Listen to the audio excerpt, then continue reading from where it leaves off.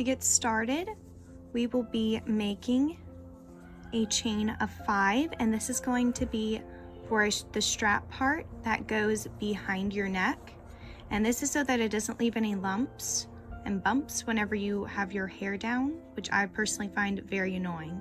If this doesn't bother you, you can start with a chain 9 and immediately go into our pattern. But for those of you who do find that same problem, you're just going to be making single crochets and be going up until right about, for me, I like going to just where my ear ends or just a little bit past it, or maybe a little bit before it. It just kind of depends. You're going to go from, so the stitch pattern is 9 stitches and you only did 5 as a chain.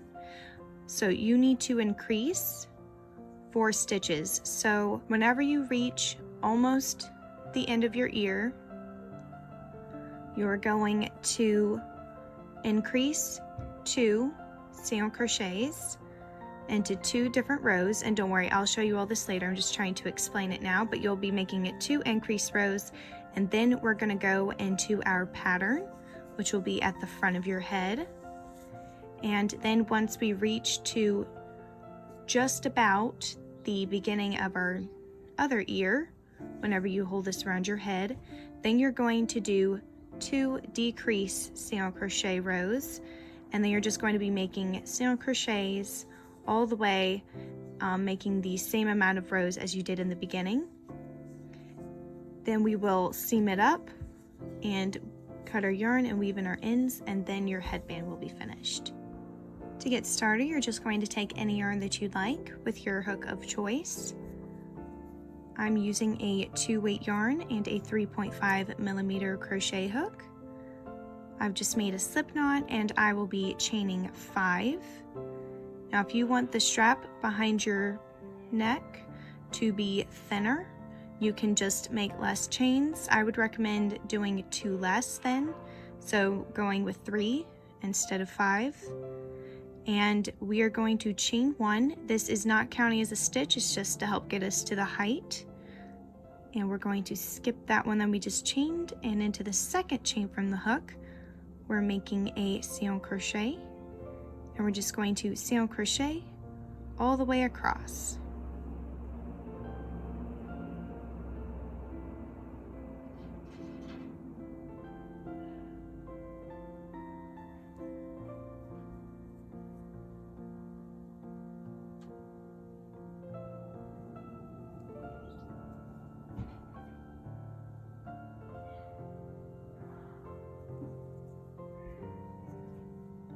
For our second row, we're going to chain 1 and turn our work, and we are going to just single crochet all the way across.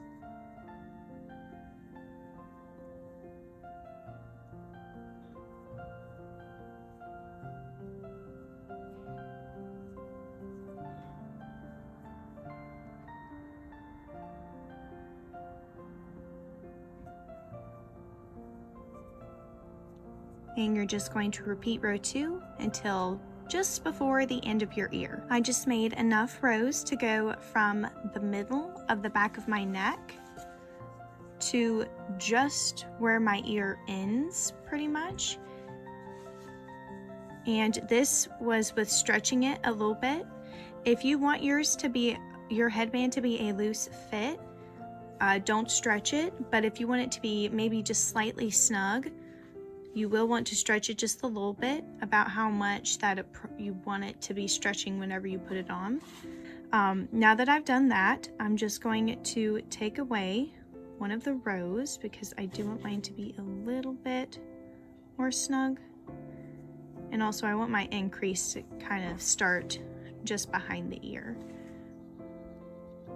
So we're going to chain 1, and for our first increase row, we're just going to put 2 single crochet in that first stitch, and then 1 single crochet in each stitch until you reach the last one, and then 2 single crochets in that last stitch. And this is increasing our stitch count from 5 to 7. And we're going to do the same thing and chain 1, 2 single crochets in the first one, 1 single crochet in each stitch until the last.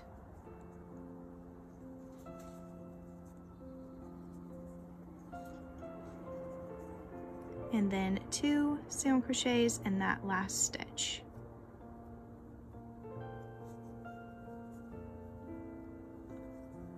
And now we have our count of 9 single crochets, and that's what we need for our pattern. So we're not going to chain, we're just going to go right away and turn. And we're going to go into that first stitch and make a single crochet, but you want to make sure that this second loop right here is a little loose, and you're just going to make that single crochet. And what we're going to do different here is, now you see these 2 loops, we're going to go in that second one right here, and we're going to make a single crochet in that one. And I heard someone call this a stacked single crochet, so that is what I will be calling it. And it basically is just a double crochet without having to do the whole chain 2 or 3 and whatnot. So then you're just going to skip 3 stitches, and in that 4th one you're going to put 3 double crochet,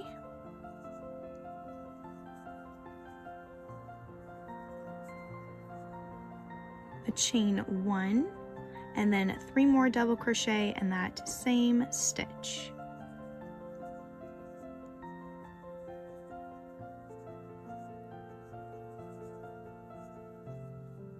And you're going to skip 3 stitches, and in that last stitch you are going to place a double crochet.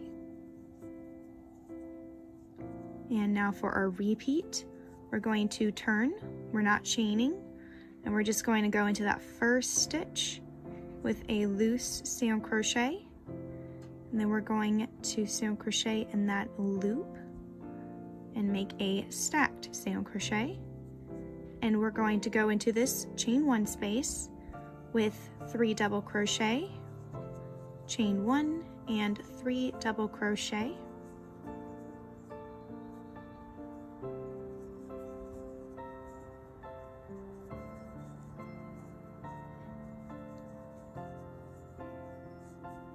and you're going to go into that previous stacked single crochet, and you're going to ignore this stitch on the side, and you're going to go to the one on top of it. And another way to find the stitch that you want to go into is just pull this back a little bit and count these 3 double crochets. You are skipping 3 stitches like earlier, and then this one of course is that 4th, and that's what you go into. And we're just putting a double crochet in that. And again, we're just repeating the 2nd row, so we're going to make a stacked single crochet. Ooh. Pull it a little tight. And into that chain 1 space, we're going to make a 3 double crochet, chain 1 and 3 double crochet.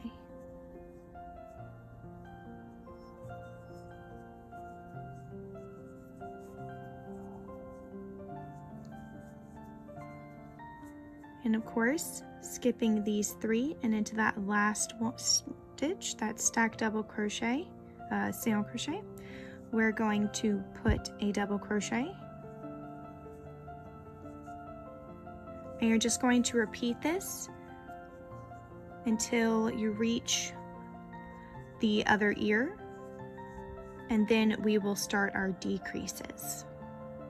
And remember, whenever you're trying it on, stretch it a little bit if you want it to fit a little bit more snug, and if you just want it to be like a lightly loose fitting one, you just don't stretch it at all. So I have finished my shells, and I did end up taking off one of the rows because it was just a little bit too long. So now we're going to start our decreases, and we're chaining 1 and turning, and we are going to do a single crochet 2 together in the next 2 stitches. So we're going to insert our hook and pull up a loop, insert our hook into the next stitch, and pull up a loop, and you're going to yarn over and pull through all 3 of those loops. Now we're just going to put a single crochet in the next 2 double crochets, a single crochet in the chain, and single crochet in the next 2 double crochets. And then again, we're going to do a single crochet 2 together.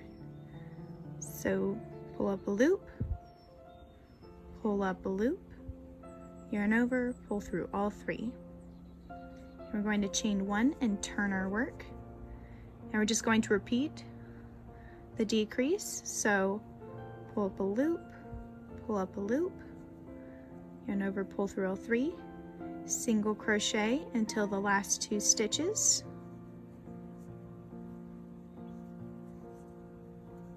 And then single crochet 2 together.